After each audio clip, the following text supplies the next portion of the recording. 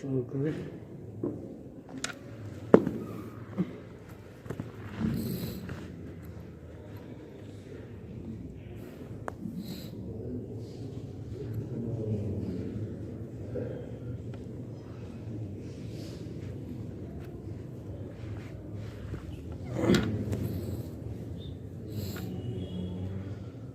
أعوذ بالله من الشيطان الرجيم بسم الله الرحمن الرحيم أم حسبت أن أصحاب الكهف والرقيم كانوا من آياتنا عجبا إذ أوى الفتية إلى الكهف فقالوا ربنا آتنا من لدنك رحمة وهيئ لنا من أمرنا رشدا فضربنا على آذانهم في الكهف سنين عددا ثم بعثناهم لنعلم أي الحزبين أحصى لما لبثوا أمدا صدق الله العظيم أم حسبت أن أصحاب الكهف والرقيم كانوا من آياتنا عجبا کہ اے نبی جی کیا آپ کو غار والے اور تختی والوں کا قصہ ہماری آیتوں میں سے عجیب و غریب معلوم ہوتا ہے، یا تم اس کو تعجب والا قصہ خیال کرتے ہو؟ جیسے کفار مکہ جب یہودیوں کے پاس گئے تھے تو ان یہودیوں نے ان کفار مکہ کو 3 سوالات کرنے کو کہا تھا۔ ان میں سب سے پہلا سوال چند نوجوانوں کے بارے میں تھا، اور انہوں نے یہ بات ارشاد کہی تھی کہ آپ ان سے نوجوانوں کے بارے میں پوچھئے، کیونکہ ان کا واقعہ بڑا عجیب و غریب ہے۔ یہاں پر حق سبحانہ و تعالی نبی کریم صلی اللہ علیہ وسلم کو مخاطب فرما کر دوسروں کو سنانا ہے کہ یہ لوگ جو چند نوجوانوں کے قصے کو عجیب و غریب اور تعجب والا گمان کرتے ہیں، تو کیا آپ کا خیال بھی اسی کا ہے کہ عجیب و غریب ہے؟ حالانکہ اللہ کے عجائب قدرت میں سے اس واقعے کو عجیب و غریب تعجب کرنا یہ کوئی بڑی بات نہیں ہے، کیونکہ عجائب قدرت میں اللہ کی بہت ساری ایسی چیزیں ہیں جو ان سے بھی زیادہ قابل تعجب ہے۔ یہ چند نوجوانوں کا قصہ اپنی جگہ کے اوپر تعجب والا ہے، لیکن اتنا بڑا بھی تعجب والا نہیں ہے جتنا وہ لوگ اس کو تعجب والا گمان کرتے ہیں۔ اس سے بڑا تعجب کا والا قصہ اور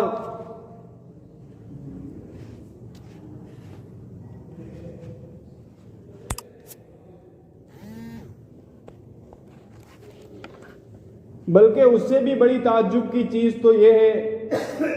کہ اللہ رب العزت نے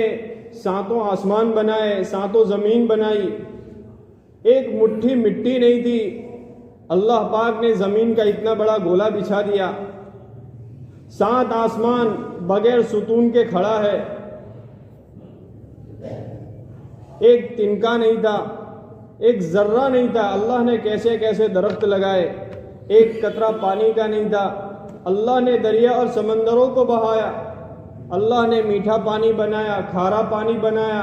ھذا عذب فرات وھذا ملح اجاج، یہ میٹھا ہے یا یہ کھارا ہے، بینہما برزخ لا یبغیان، ان دونوں کے درمیان اللہ نے ایک پردہ ڈال دیا کہ میٹھا کھارے میں نہ جاوے، کھارا میٹھے میں نہ آوے۔ اللہ نے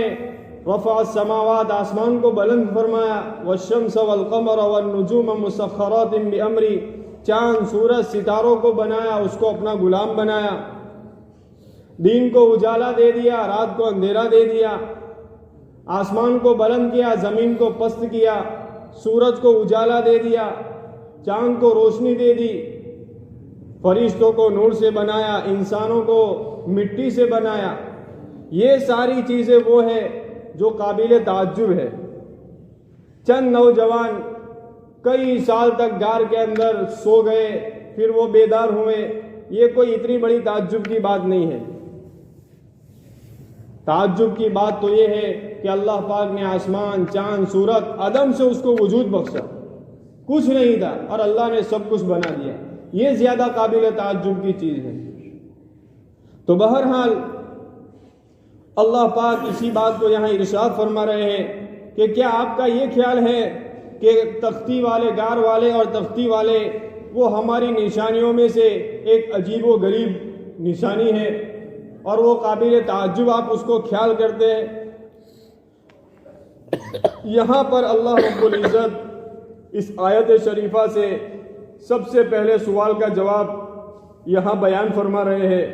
کہ جو انہوں نے یہ سوال کیا تھا چند نوجوانوں کے بارے میں، تو اللہ پاک اسی کا یہاں سب سے پہلے اس کا جواب دے رہے ہیں۔ آگے چل کے دوسرے سوال کا جواب اللہ رب العزت جو دوسرا جواب جو جس نے پوری دنیا کے اوپر حکومت کی، یعنی ذوالقرنین بادشاہ کے متعلق، وہ آگے چل کر اس کا پورا قصہ بیان کیا جائے گا۔ تو یہاں پر چند نوجوانوں کا قصہ شروع ہو رہا ہے۔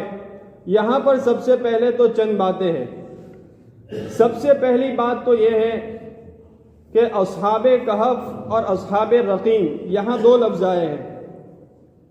ان اصحاب الکہف والرقیم، کہ کہف اور رقیم والے۔ تو کیا اصحاب کہف اور اصحاب رقیم یہ دو الگ الگ ہیں یا ایک ہی جماعت کے دو نام ہیں؟ چنانچہ امام بخاری نے اپنی صحیح البخاری کے اندر اصحاب کہف اور اصحاب رقیم دو الگ الگ عنوان قائم کیے ہیں، اور اصحاب رقیم کے ماتحت امام بخاری وہ حدیث بیان کی ہے جو مشہور اور معروف ہے، اور بارہا آپ نے اس حدیث کو سنا ہوگا کہ بنی اسرائیل کے 3 شخص جا رہے تھے، 3 آدمی، بارش ہوئی، وہ لوگ اپنے آپ کو بارش سے بچانے کے لیے ایک غار میں چھپ گئے۔ اب وہ غار میں چھپ گئے، اچانک یہ ہوا کہ اس غار کے منہ کے اوپر ایک پتھر آ پڑا اور نکلنے کا راستہ ان کے لیے بند ہو گیا۔ اب انہوں نے مشورہ کیا کہ اس سے نکلنے کے لیے کیا کیا جاوے،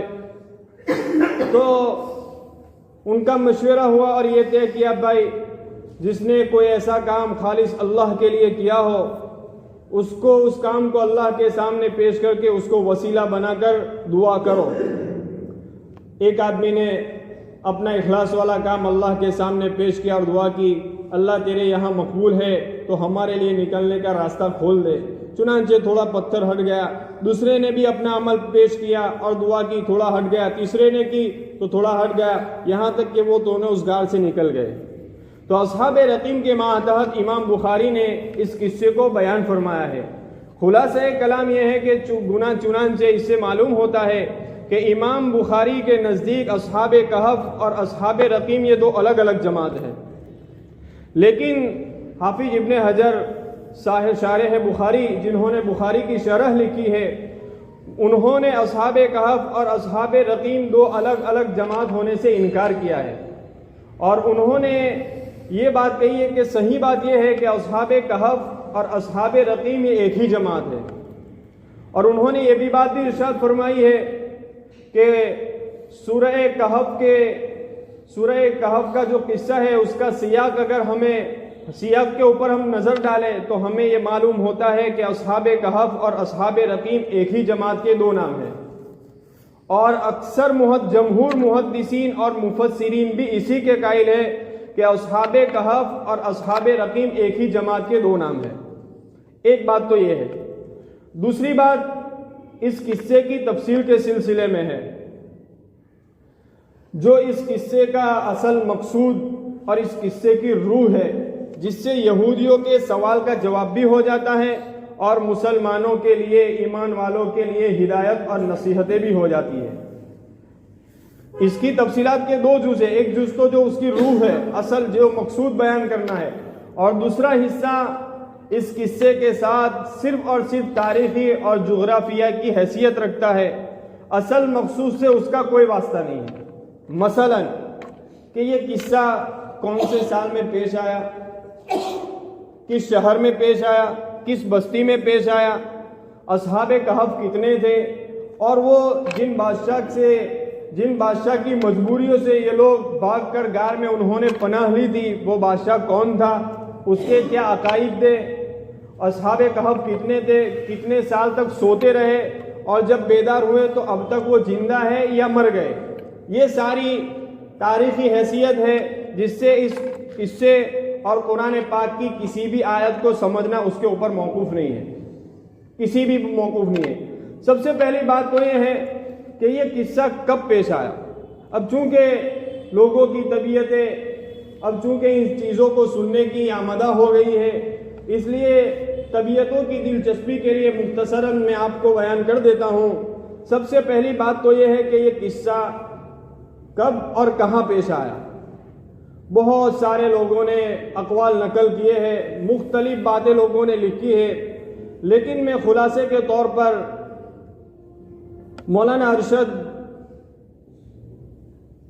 اشرف علی تھانوی کے حوالے سے یہ بات کہہ دیتا ہوں کہ مولانا نے اپنی تفسیر، مولانا اشرف علی تھانوی نے اپنی تفسیر بیان القرآن کے اندر تفسیر حقانی کے حوالے سے اس بات کو لکھا ہے کہ یہ جو واقعہ ہے وہ سن عیسوی 250 میں پیش آیا۔ یہ سن عیسوی 2021 چل رہا ہے، یہ جو واقعہ پیش آیا وہ 2220 کے اندر یہ واقعہ پیش آیا۔ اب یہ لوگ تقریباً اس غار کے اندر چھپ گئے، اور چھپنے کے بعد 309 سال تک وہ وہاں سوتے رہے۔ جب بیدار ہوئے تو سن عیسوی 550 کے قریب ہو گیا تھا، اور نبی کریم صلی اللہ علیہ وسلم کی پیدائش سن عیسوی 570 میں ہوئی، یعنی نبی کریم صلی اللہ علیہ وسلم کی پیدائش سے 20 سال پہلے یہ لوگ وہاں سے بیدار ہوئے، وہ لوگ وہاں سے بیدار ہوئے۔ حضور کی پیدائش سے 20 سال پہلے یہ لوگ غار میں سے بیدار ہوئے۔ اب کہاں پر پیش آیا، اس سلسلے کے اندر بعض لوگوں نے کہا، ایک جگہ کا نام بتایا ہے جس کا نام ہے افسوس، اور دوسرے نے بتایا کہ ترسوس۔ اب کسی ایشیائی اوچک کے درمیان واقع ہے، آج اس کے کھنڈلات موجود ہے۔ بہرحال یہ ایسی چیز ہے جو چیز معلومات کے لیے ہے، ان چیزوں کے اوپر کسی قرآنی آیت کو سمجھنا موقوف نہیں ہے۔ دوسری بات یہ ہے کہ ان نوجوانوں آخر کون سی ان کے اوپر مجبوری آ گئی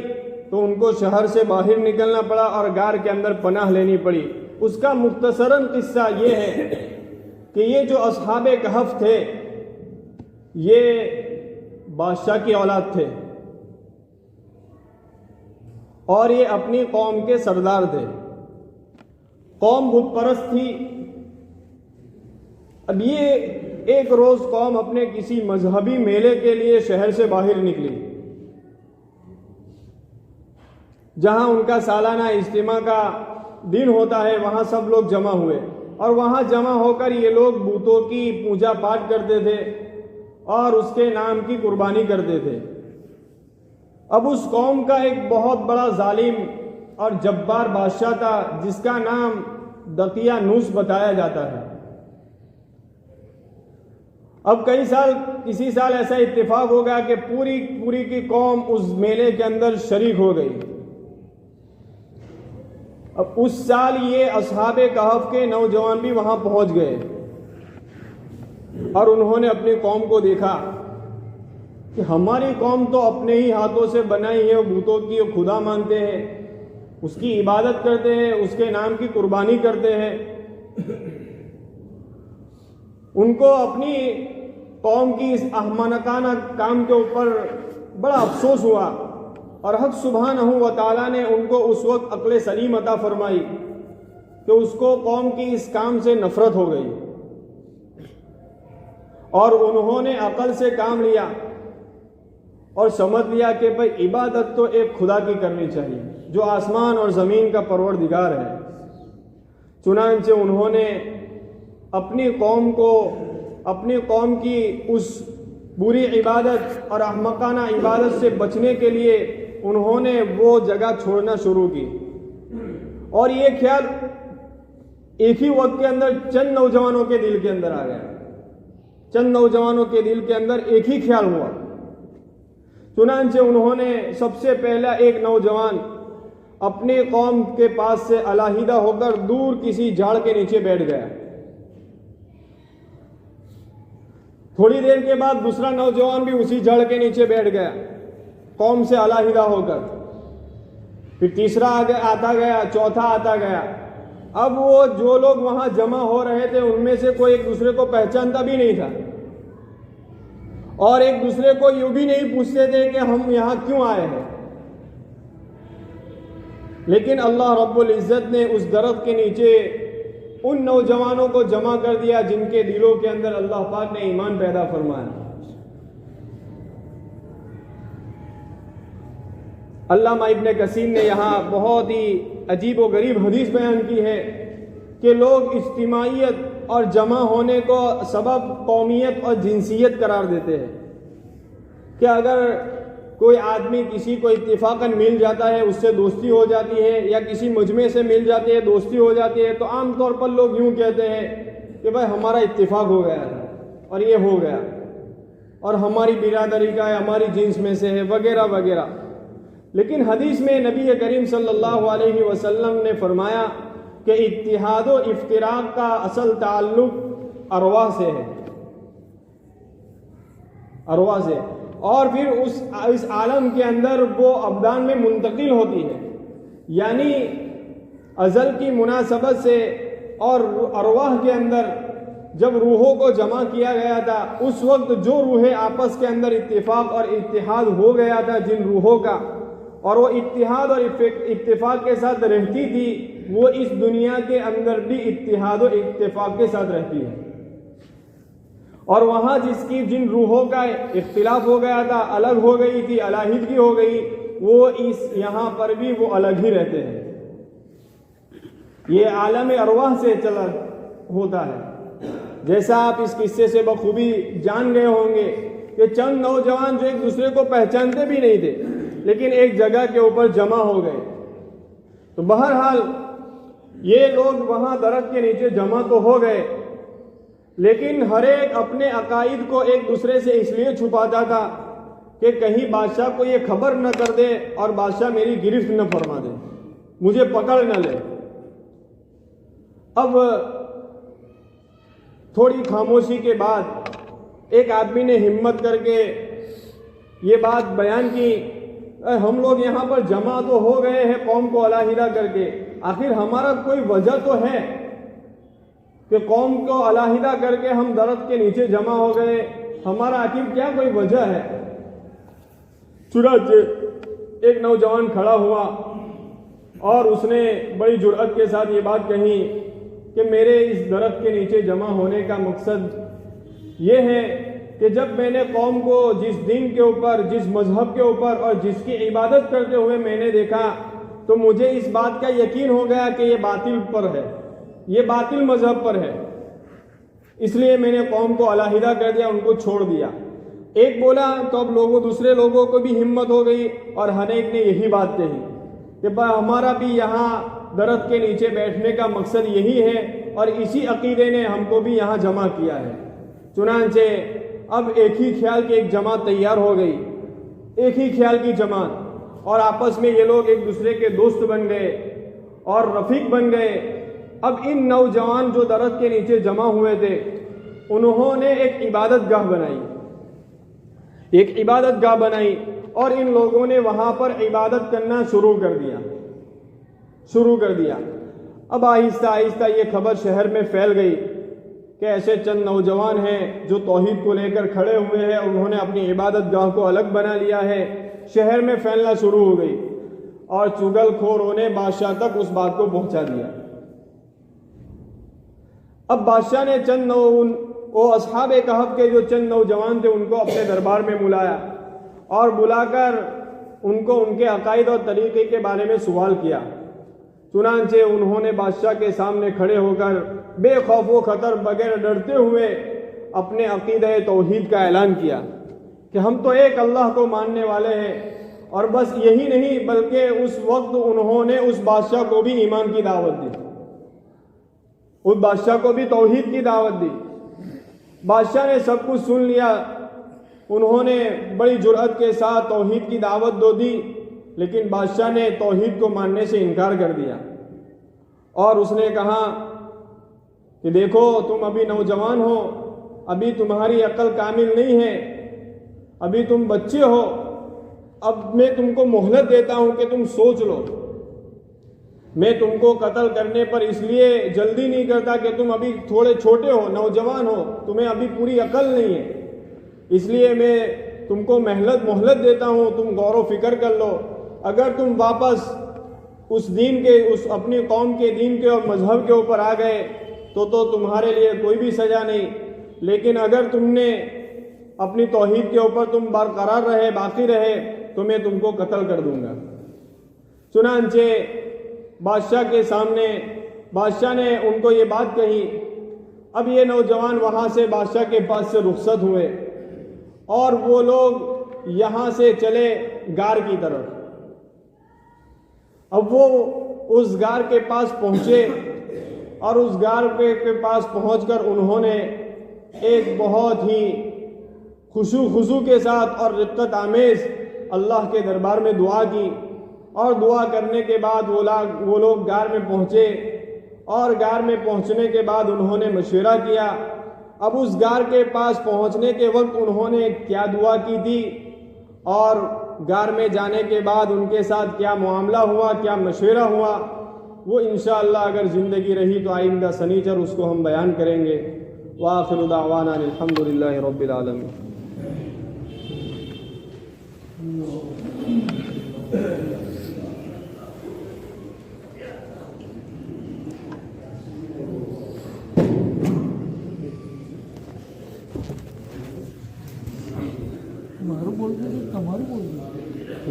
મારું કેન્સલ થઈ ગયું।